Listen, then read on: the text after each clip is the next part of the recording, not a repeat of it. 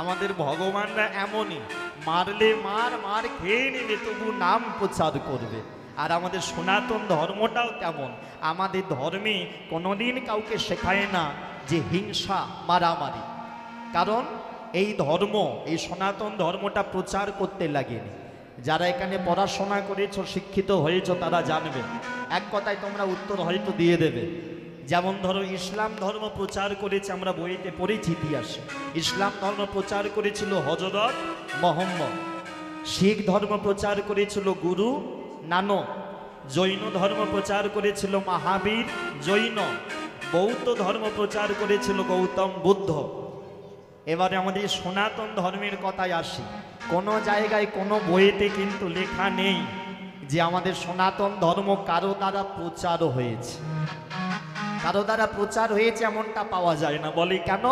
খুব জোর দিয়ে বলে যাই,